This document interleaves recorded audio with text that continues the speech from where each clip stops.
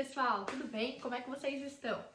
Na aula de hoje, a gente vai falar um pouquinho sobre as vozes verbais. Para começar, eu vou falar aqui duas frases. A primeira é a seguinte: prefeitura recomenda o uso da máscara. Nessa frase, a prefeitura é o agente, é quem faz a ação de recomendar o uso da máscara. E o uso da máscara é o que é recomendado, né? Legal. A outra frase é a seguinte: o uso da máscara é recomendado pela prefeitura. Nessa frase também, quem está recomendando é a prefeitura e o que está sendo recomendado é também o uso da máscara. Então, essas duas orações têm o mesmo sentido, né? Elas têm o mesmo significado. Mas então, qual seria a diferença entre eu dizer prefeitura recomenda o uso da máscara e o uso da máscara é recomendado pela prefeitura? A diferença entre as duas orações é a ênfase que se dá. Então, na primeira oração, o que é enfatizado é que foi a prefeitura que recomendou esse uso. Já na outra oração, o que o enunciado quer ressaltar é que o uso da máscara foi recomendado, então que ele é importante, né? Que ele precisa ser feito. E é isso que a prefeitura está recomendando, tá? Então a ênfase é a diferença entre essas duas orações. A primeira oração provavelmente estaria em uma seção política de um jornal, mas a outra oração poderia ser manchete, por exemplo, de uma seção sobre saúde ou sobre sociedade. As intenções, então, que o autor teve ao escrever uma mensagem vão ficar claras através dessa ênfase que eles vão dar a alguns ou a outros enunciados. E não é só na hora de ler que a gente tem que estar atento. Quando eu for escrever, eu preciso pensar, então, qual que é a mensagem que eu quero passar. Então, por exemplo, se fosse numa redação, numa dissertação argumentativa, qual é o argumento que eu quero usar? Então, de que maneira eu vou escrever essa frase para enfatizar esse meu posicionamento, esse meu argumento, para convencer, para persuadir o meu leitor? E a isso nós temos que estar muito atentos, porque assim nós conseguimos transmitir uma mensagem muito mais clara e com muito mais intenção ao nosso leitor. Mas como fazer isso, né? Como deixar claro, então, que eu quero dar ênfase a alguma coisa? Através das vozes verbais. Voz verbal é a propriedade que os verbos têm de conseguirem atribuir papel de agente ou de paciente a um elemento que participa de um evento. E o verbo é tão importante que é como se ele tivesse voz, porque é ele quem vai dizer com a voz que ele tem quem vai ser o agente e quem vai ser o paciente do evento da oração. É por isso que chamamos de voz verbal essa propriedade. Nesse vídeo, a gente vai estudar a voz ativa e a voz passiva, que são duas maneiras diferentes de usar a voz verbal.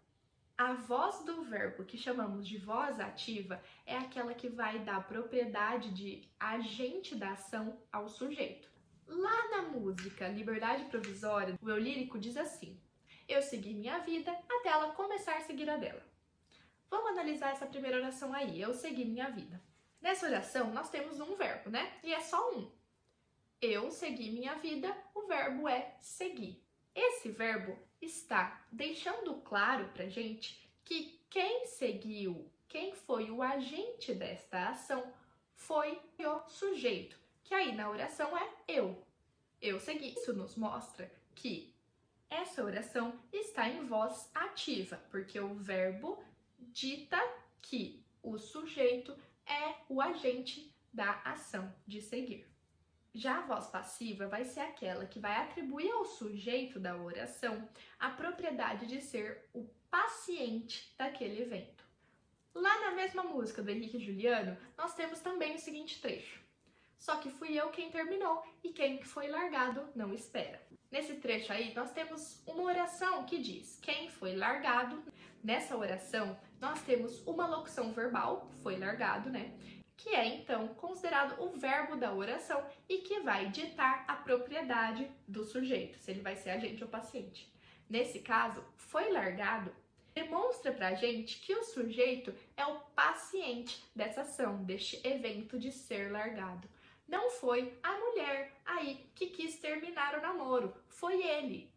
Ela foi simplesmente a paciente da ação. Então aí temos o exemplo de voz passiva. Uma característica da voz passiva é que o agente da ação, que não vai ser o sujeito, vai ser chamado então de agente da passiva, porque vai ser uma palavra que vai ter como função a prática, a execução dessa ação, desse evento, mas que não é o sujeito. E outra característica da voz passiva é que ela se subdivide em duas: a voz passiva analítica e a voz passiva sintética.